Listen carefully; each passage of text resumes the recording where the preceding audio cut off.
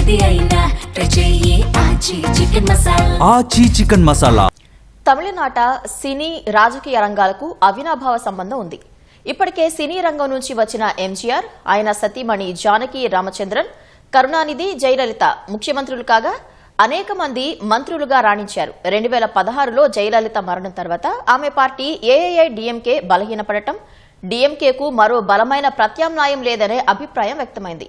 సరిగ్గా ఆ సమయంలోనే ప్రముఖ నటుడు విజయ్ రాజకీయ రంగ ప్రవేశం చేశారు.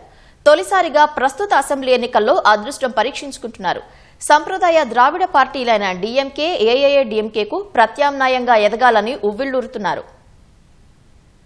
ప్రముఖ తమిళ నటుడు దళపతి విజయ్ రాజకీయ రంగ ప్రవేశం తమిళనాడు రాజకీయాలను ఆసక్తికరంగా మార్చింది. జయలలిత మరణం తర్వాత ఏఐఏడీఎంకే బలహీనపడిందని, రాజకీయంగా మంచి అవకాశం ఏర్పడనుంది అనే అంచనాల మధ్య విజయ్ తమిళగ వెట్రి కళగం టీవీకే పేరిట రాజకీయ పార్టీని స్థాపించారు. సామాజిక న్యాయం, సమానత్వం, లౌకికవాదాన్ని పార్టీ సిద్ధాంతాలను రూపొందించుకుని ప్రజాక్షేత్రంలోకి దూకారు.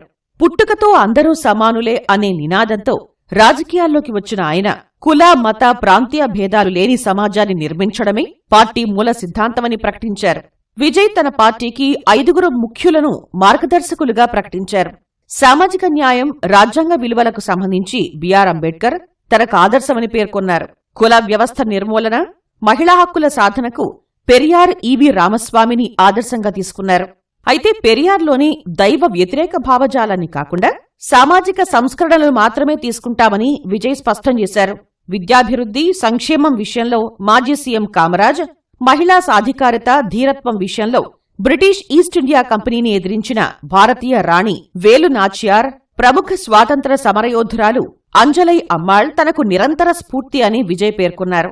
మతపరమైన రాజకీయాలను వ్యతిరేకించటం, లౌకికవాదం తమ విధానమన్న విజయ్ బీజేపీని తన సిద్ధాంతపరమైన ప్రత్యర్థిగా పేర్కొన్నారు. ద్రావిడ మోడల్ పేరుతో అవినీతికి పాల్పడుతున్నవారు, కుటుంబ పాలన సాగిస్తున్నవారు తనకు రాజకీయ శత్రువులంటూ డీఎంకేని ఉద్దేశించి వ్యాఖ్యలు చేశారు.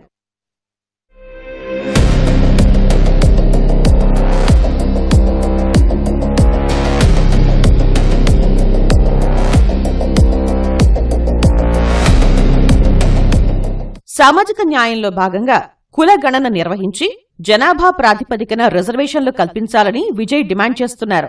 తమిళనాడులో తమిళం, ఇంగ్లీష్ మాత్రమే ఉండాలని, హిందీని తమపై రుద్దటాన్ని వ్యతిరేకిస్తామంటూ ద్విభాషా విధానం ప్రకటించారు. తమిళనాడు విద్యార్థుల ప్రయోజనాల కోసం నీట్ను రద్దు చేయాలని కోరుతున్నారు. విద్య, ఆరోగ్యం వంటి అంశాలను మళ్లీ రాష్ట్ర జాబితాలోకి తీసుకురావడం కోసం పోరాడతామన్నారు.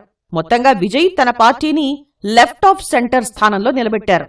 కుటుంబ పాలన లేకుండా ద్రావిడ భావజాలాన్ని, జాతీయవాదంలోని మంచినీ కలుపుకుని వెళ్లాలనేది ఆయన వ్యూహం.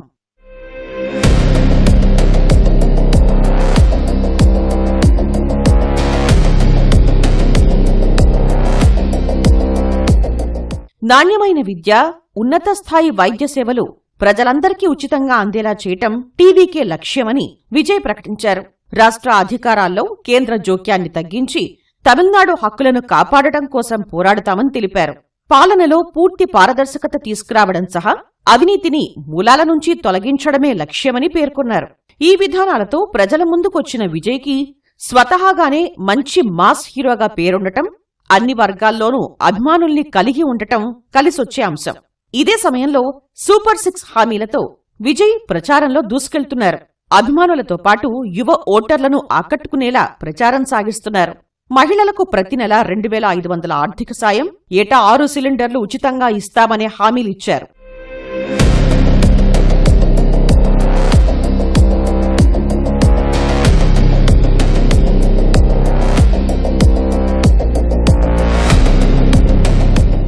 సంకీర్ణ ప్రభుత్వానికి వ్యతిరేకం కాదంటున్న విజయ్ తన పార్టీకి మద్దతిచ్చే ఇతర పార్టీలకు ప్రభుత్వంలో భాగస్వామ్యం కల్పిస్తామని తెలిపారు. ఎన్నికల తర్వాత అందరూ కలిసి పాలన చేసే విధానాన్ని ప్రవేశపెడతామని చెప్పారు. అయితే రాజకీయంగా అనుభవలేమి, పార్టీలో బలమైన నాయకులు లేకపోవడం, గత ఏడాది కరూర్ తొక్కిసలాటలో 41 మంది చనిపోవడం, ఆ వ్యవహారంలో సీబీఐ విచారణ ఎదుర్కోవడం విజయ్కు ఇబ్బందికరమైన పరిస్థితిని తెచ్చిపెట్టింది. ఒంటరిగా పోటీ సహా సంస్థాగతంగా బలీయంగా ఉన్న డీఎంకే, ఏఐఏడీఎంకేలను ఎదుర్కోవడం కూడా విజయ్కి కత్తిమీద సాములా మారింది.